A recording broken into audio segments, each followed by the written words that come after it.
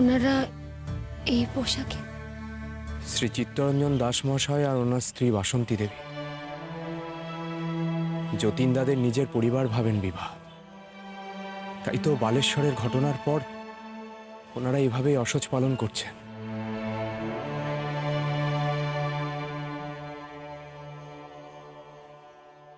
Sir আসুন।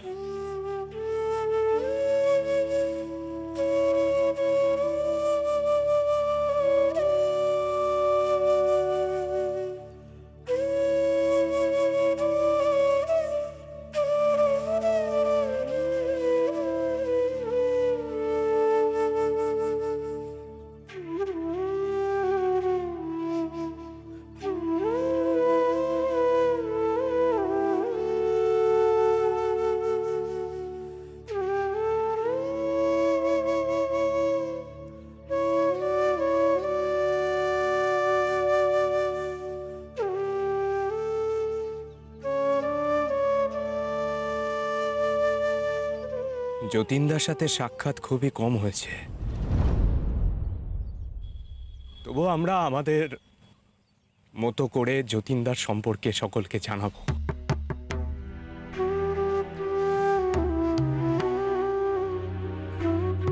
Sir, আপনি যদি যতীনদার সম্পর্কে সকলকে কিছু বলেন, তাহলে যারা যারা যতীনদাকে সরাসরি কখনো চোখে দেখেনি তারাও চিনবেন, জানবেন যতীনদার কাজ সম্পর্কে।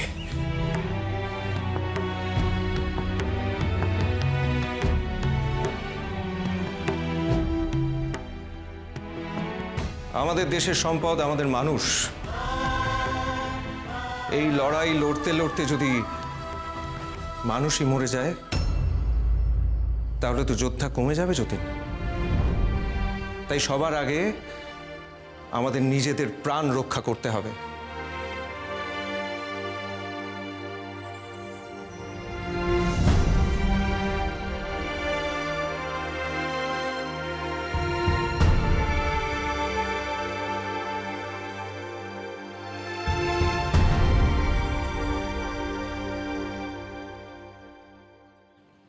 বড় অবাধ্য ছিল এই যতীন।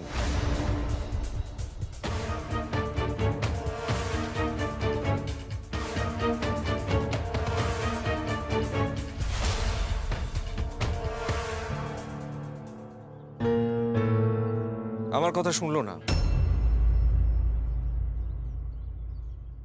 কোনোদিন শোনেনি কারোর কথা। ছোটবেলা থেকে অবাধ্য হয়েছে জীবনের শেষ দিন পর্যন্ত। ভাবেনি কখনো সন্তানের কথা, নিজের পরিবারের কথা।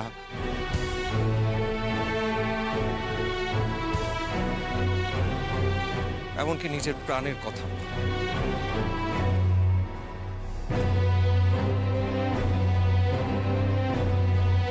যতীনের জীবনের মূল মন্ত্র ছিল স্বাধীনতা।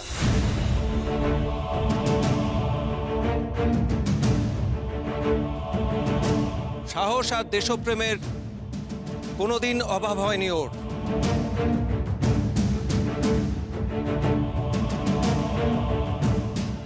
ওর মতো কিছু অবাধ্য ছেলে আমাদের দেশে জন্মেছিল বলে এখনো আমরা স্বাধীনতার স্বপ্ন দেখি।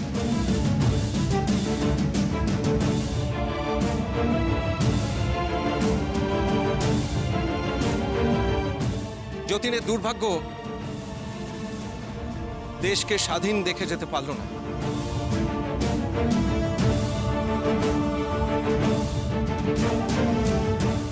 কিন্তু দেশকে স্বাধীন করার স্বপ্ন নিয়ে সে জন্মেছিল। তাই আজ সে শহীদের সম্মান পাচ্ছে।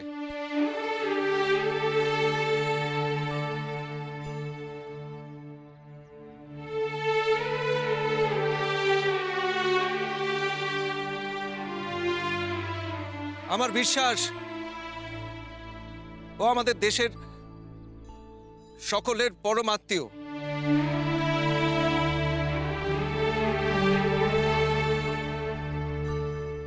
আমাদের অসহ্য পালন করা উচিত।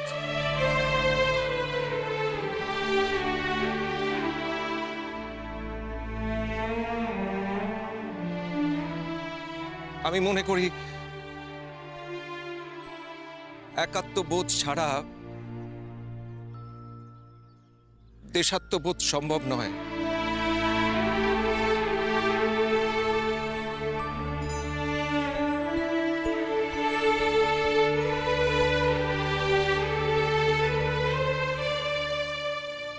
জানি স্বাধীনতার পথে সবচেয়ে বড় বাধা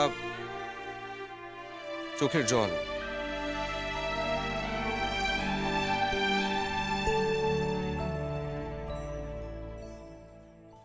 ভাই সন্তান সম হয়, তাই চোখের জল বাঁধ মানছে না।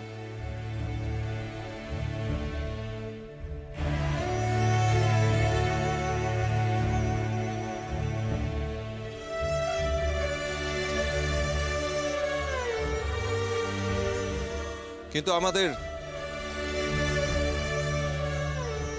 চোখের জল সংবরণ করতে হবে।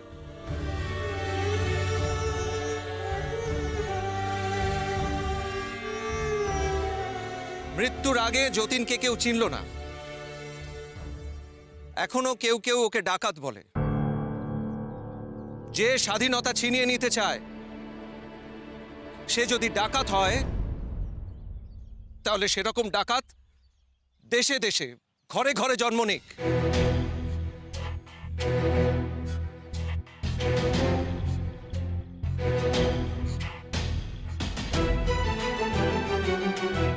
যতীন বলতো এ কথা। অভ্যুত্থানের পরিকল্পনা ভেস্তে যাওয়ার পর পুলিশ যখন ওকে হন্যে হয়ে খুঁজছে, আমি পরামর্শ দিয়েছিলাম যে কোনো উপায়ে বেঁচে থাকার জন্য।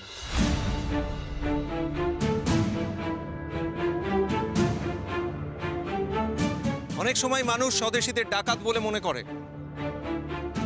আর সেই ভুল ভাবনার জন্যই যতীনকে মৃত্যুবরণ করতে হয়েছে।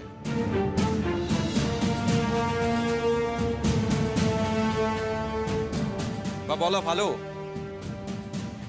সেই ভাবনা বদলে দেওয়ার জন্যই যতীন তার নিজের জীবন দিয়ে নিদর্শন রেখে গেল যে স্বদেশীরা ডাকাত নয়।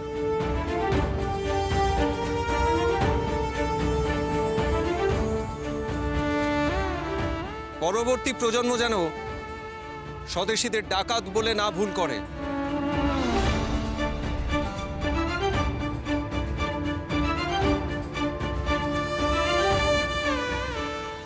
যতীন বুঝেছিল আমাদের একজোট হতে হবে,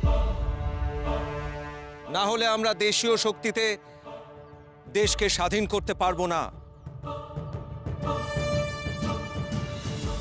আমাদের ভুল শুধরে নেওয়াটা প্রয়োজন।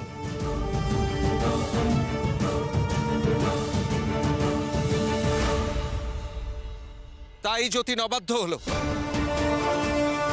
পালিয়ে না বেঁচে লড়াই করে বীরের মতো প্রাণ দিল।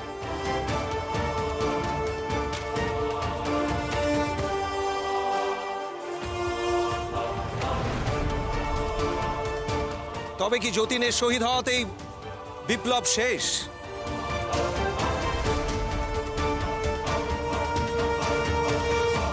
যতীনের বিশ্বাস ছিল তার অসমাপ্ত কাজ শেষ করবে নতুন প্রজন্মের কোনো তরুণ।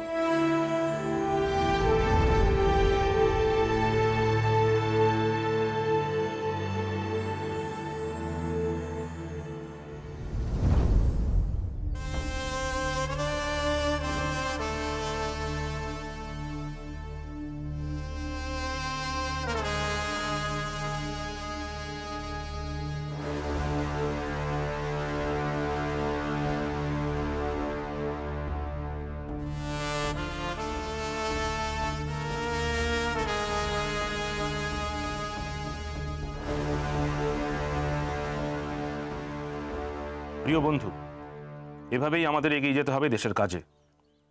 এভাবে দেশ থেকে উৎখাত করতে হবে ইংরেজদের।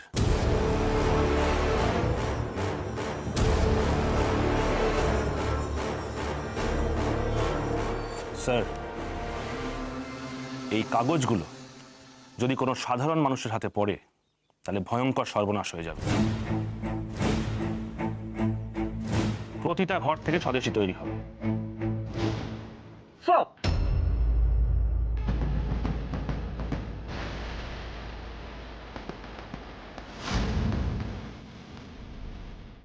আপনি কি লাস্ট নাইট এখানেই ছিলেন?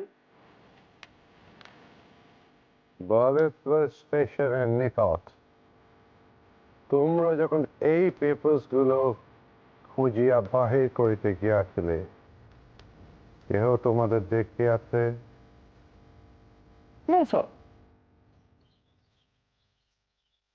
আর ইউ শিওর ওখানে আর কোনো পেপার নাই? Yes sir. স্যার, স্টেশন চত্বরে বড় গাছ তেমন খুব একটা নেই। যতগুলো গাছ ছিল প্রতি কটা গাছ আমরা চেক করেছি এবং সমস্ত কাগজ আমরা উদ্ধার করেছি স্যার। স্যার, আপনি কি হোল নাইট জাগিয়া জতিনের এই রাইটিংস গুলো শুনিলেন? What did he say?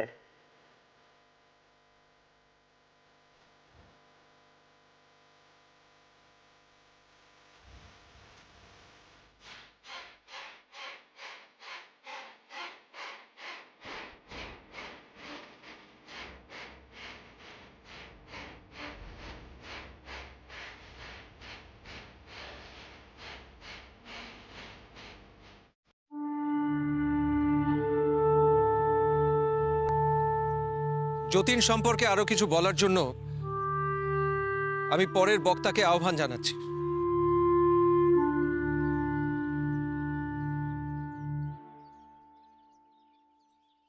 Subhash, এবার তুমি কিছু বলো।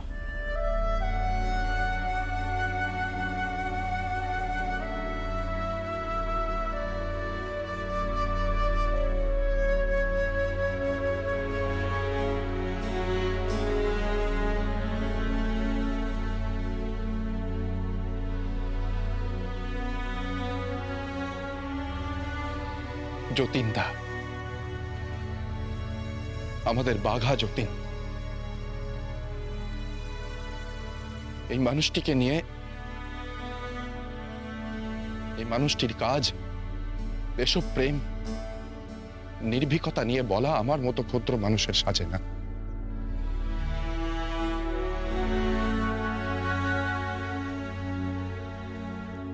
যেই মানুষটি নিজের জীবনের শেষ নিঃশ্বাস পর্যন্ত সমস্ত প্রতিকূলতাকে উপেক্ষা করে নেতৃত্ব দিয়ে যেতে পারে, তার স্থান আমাদের সবার উপরে। স্বদেশীরা ডাকাত হয় না।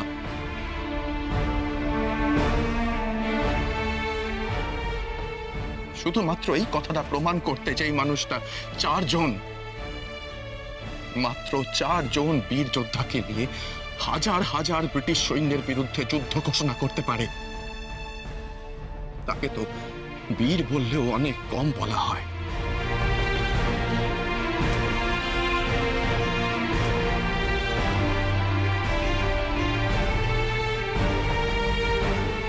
নিজের জীবন দিয়ে যতীনদা যেই দৃষ্টান্ত স্থাপন করে গেলেন তা সমগ্র জাতির চোখ খুলে দেওয়ার জন্য যথেষ্ট।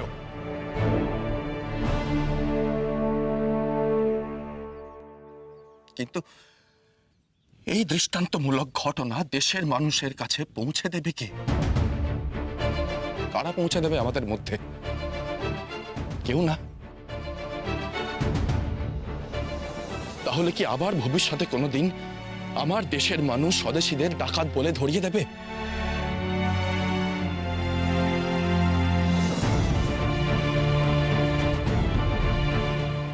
দেবে, এরপরেও দেবে। কারণ এই স্মরণ সভার পর আমরা আবার যে যার বাড়ি ফিরে যাব, আবার যে যার জীবন যুদ্ধে ব্যস্ত হয়ে পড়ব। সময় যত এগোবে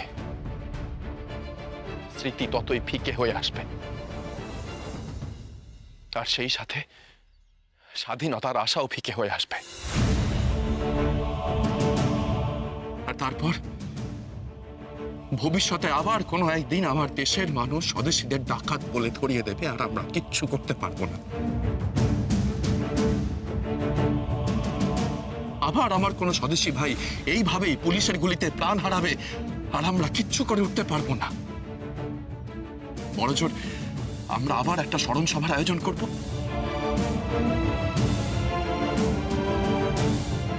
কিন্তু তাতে কি লাভ হবে বলতে পারেন আপনারা?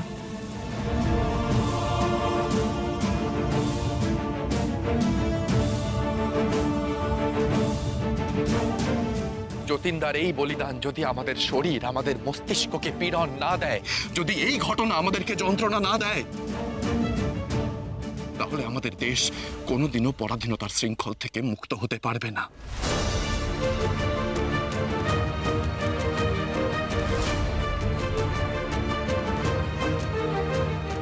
এইভাবেই দিনের পর দিন আমার দেশের মানুষ মরতে থাকবে, আর আমরা এর থেকে কোনো শিক্ষা নেব না।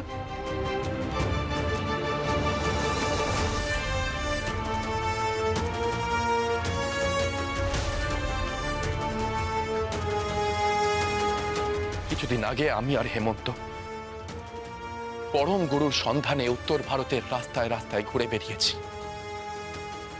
তখন দেখেছি মানুষে মানুষে কি ভয়ঙ্কর বিভেদ।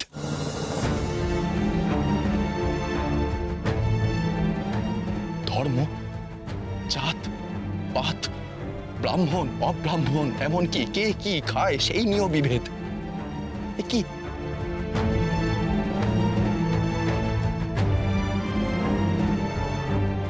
কিসের এত ভেদাভেদ?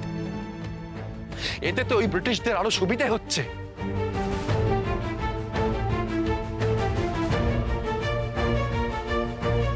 এইভাবে ধর্ম, জাত, পাত, এই সব কিছুর নামে ওরা আমাদের দিনের পর দিন ভাগ করে যাচ্ছে, আর আমরা এইভাবেই একা হয়ে পড়ছি।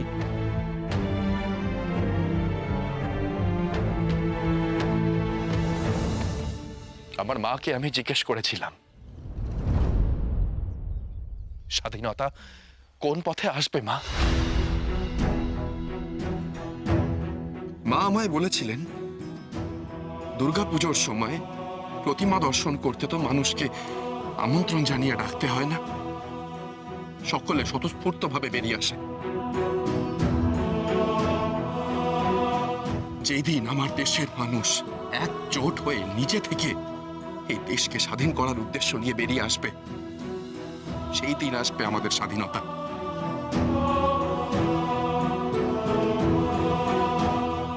কিন্তু কারা এগিয়ে আসবে? যেই মানুষগুলো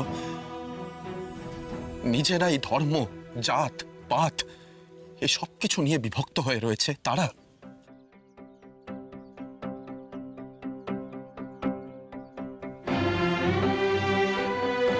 দিঘির জল যখন শান্ত হয়ে থাকে, কোনো তরঙ্গ থাকে না।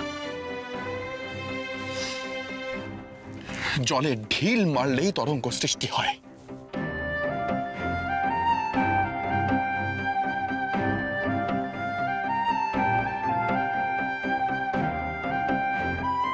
তারপর খানিকক্ষণ পর আবার দিঘির জল নিজের মতো শান্ত হয়ে যায়। এই তরঙ্গকে ক্রমাগত জিয়ে রাখতে দিঘির জলে ক্রমাগত ঢিল মেরে যেতে হবে আমাদের।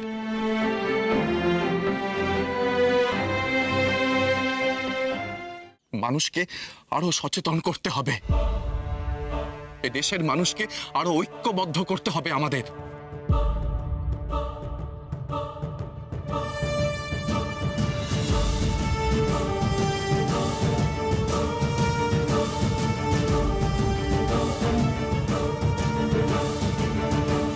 যতীনদার মৃত্যুতে আমার এইটুকুই উপলব্ধি হয়েছে। আমি শুধু সেটাই বলার চেষ্টা করলাম।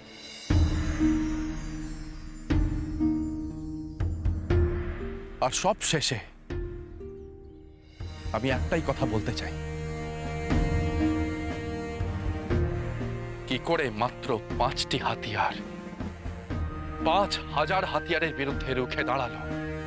পতন অভ্যুদয় বন্ধুর পন্থা সমস্ত ভারতবাসী দেখে যাও, রাজপুত, জাট, শিখ, মারাঠি, দেখে যাও বুড়ি বালামের যুদ্ধ, দেখে যাও স্বদেশীরা ডাকাত হয় না। সংকট দুঃখ দেখে যাও ব্রিটিশ, দেখে যাও, দেখে যাও।